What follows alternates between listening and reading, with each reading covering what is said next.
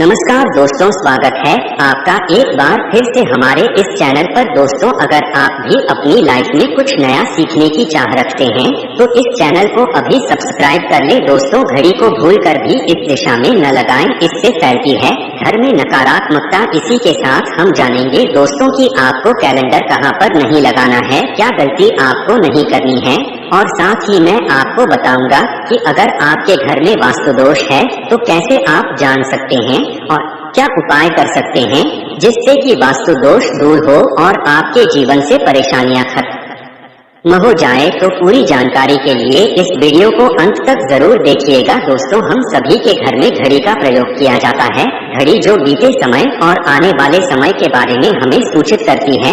अगर हमारे जीवन पर सबसे ज्यादा किसी का प्रभाव पड़ता है तो वह है समय। हर किसी का समय एक जैसा नहीं होता। अच्छे और बुरे समय सभी के जीवन में आते रहते हैं। समय चक्र का चलना कायम ही रहता है। समय किसी के लिए नहीं रुकता। लेकिन अगर हम आपसे कहे कि आप अपने समय को अच्छा बनाने के लिए कुछ उपाय कर सकते हैं तो आपको यह सुन के कैसा लगेगा? जी हाँ, हम बात कर रहे हैं घर में लगी घड़ी की, जिसे हम रोज निहारते हैं, पर कभी यह नहीं सोचा होगा कि यह घड़ी हमारा समय बदलने में और अच्छा समय लाने में मदद कर सकती है।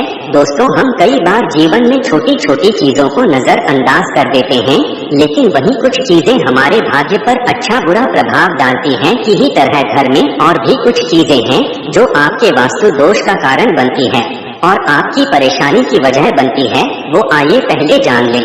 क्या आपको अपने घर में वास्तु दोष के बारे में कैसे पता लगता है और किस तरह से आप बड़ी ही आसानी से इसे ठीक कर सकते हैं?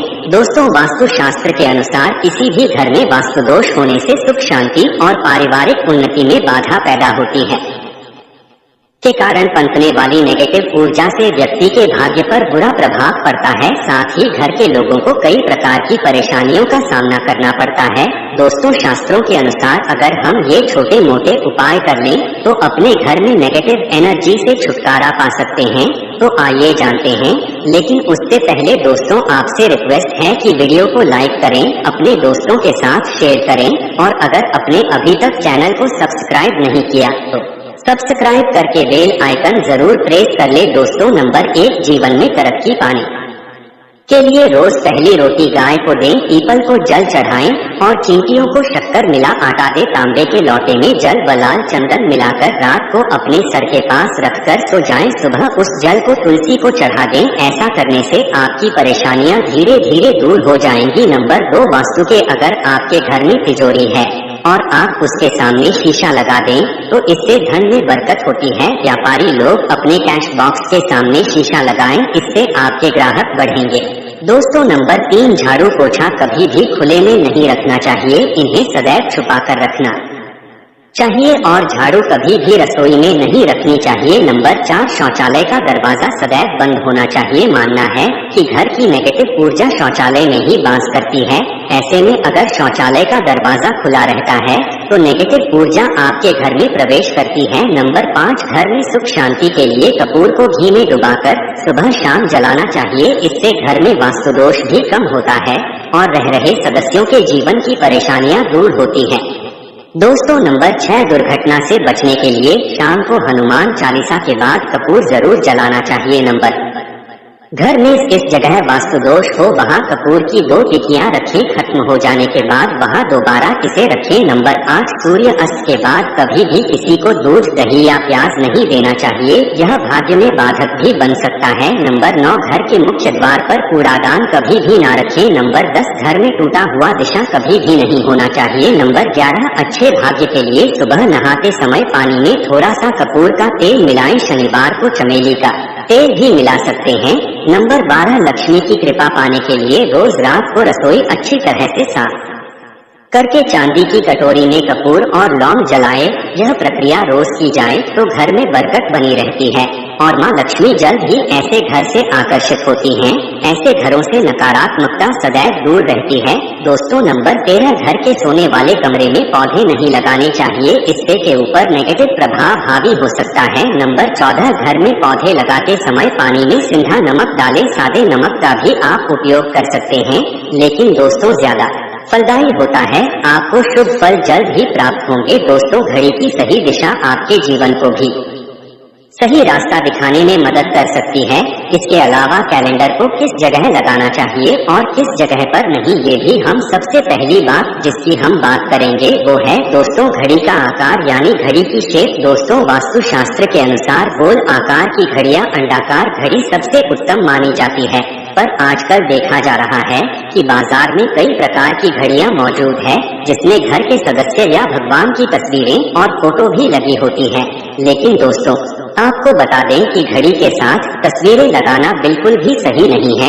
आपके घर के सदस्यों के जीवन पर समय का प्रभाव देखने को मिल सकता है और भगवान की तस्वीर घड़ी में बिल्कुल भी नहीं लगानी चाहिए, क्योंकि भगवान की तस्वीर को रोज धूप, दीप, अगरबत्ती और पूजन की आवश्यकता होती है और घड़ी तो कई महीनों तक धूल में पड़ी रहती है। इससे भगवान का अपमान होता है और ये शुभ नहीं माना जाता। हो सके तो घड़ी का आकार गोल और अंडाकार ही पसंद करे। घड़ी का या अंडाकार होना हमारी पृथ्वी के आकार को दर्शाता है, जो को और घड़ी में नुकीले कोने होते हैं और वास्तु के अनुसार नुकीली चीजें नेगेटिव ऊर्जा का संचार करती है। दोस्तों, अगली बार जिसका आपको ख्याल रखना है वो ये है कि घड़ी को स्वच्छ रखें, साफ सफाई का ध्यान रखें, धूल ना जमा होने दें। कहीं से भी घड़ी टूटी फूटी नहीं होनी चाहिए। दोस्तों, जैसा कि हम सभी चाहते हैं कि हमारे जीवन में सब अच्छा और बेहतर होता रहे, तो उसके लिए हम खुद को संभाले रखते हैं, नए कपड़े और आभूषण पहनते हैं। उसी प्रकार अपने घर की घड़ी को स्वच्छ और नए जैसा ही रखना चाहिए, यानी कहीं से भी टूटी फूटी नहीं होनी चाहिए। समय समय पर घड़ी पर चढ़ी धूल और जालों को साफ करते रहें, जिससे आपका भाग्य भी धुंधला नहीं पड़ेगा। दोस्तों, कई घरों में आदत होती है कि पुरानी गाड़ी को बनवाकर ही चलाते रहते हैं।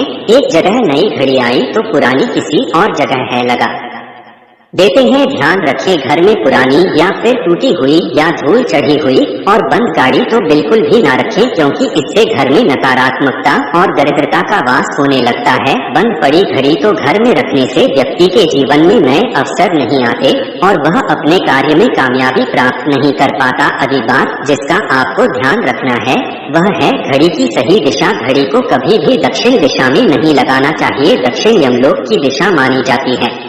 काल का अंतिम चक्र यहीं से शुरू होता है, इसीलिए वास्तु शास्त्र में इस दिशा को घड़ी के लिए अशुभ माना गया है। घर में घड़ी को उत्तर दिशा, पूर्व दिशा या पश्चिम दिशा में आप लगा सकते हैं, लेकिन ध्यान रखें कि घड़ी को कभी भी मुख्य द्वार, कमरे के दरवाजे या आने जाने के लिए उपयोग किए जाने वाले दरवाजे के ऊपर कभी भी नहीं लगाना चाहिए। इससे समय आपके आने जाने की गति और दिनचर्या पर पड़ सकता है।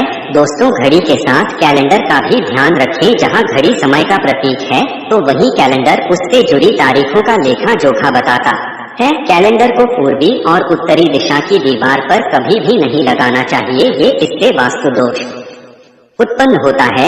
और कृपया करके अपने घरों में नए कैलेंडर के साथ पुराना कैलेंडर कभी भी ना लगाएं। दोस्तों, और कैलेंडर दोनों ही आने वाले समय के सूचक है जो हमें आगे बढ़ने की प्रेरणा देते हैं।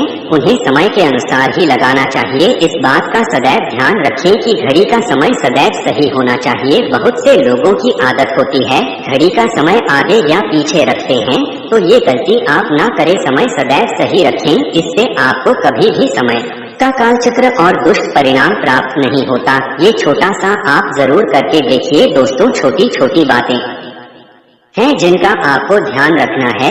दोस्तों, रखी हुई घड़ी और पुराना कैलेंडर आपके भाग्य को भी रुकावटों से भर देता है। इसीलिए वक्त के साथ आगे बढ़ते रहने के लिए घड़ी और कैलेंडर को बदलते रहिए और कैलेंडर को कभी भी अपने सोने के कमरे में ना लगाएं, ना ही इसे कभी मुख्य द्वार पर टांगे। ये शुभ नहीं माना जाता। पुरानी घड़ी किसी दान में देना शुभ माना जाता है। इससे आपके जीवन से बुरा समय निकल जाता है। इसीलिए अगर आपके घर में कोई पुरानी घड़ी है जो टूटी फूटी ना हो और खराब ना हो तो वो आप किसी जरूरतमंद को दान में जरूर दें। आशा है कि आज की इस वीडियो में बताई गई जानकारी आपको अच्छे से समझ आ गई होगी। अगर वीडियो अच्छा लगा हो तो वीडियो को लाइक, कमेंट और चैनल को सब्सक्राइब जरूर करें। धन्यवाद।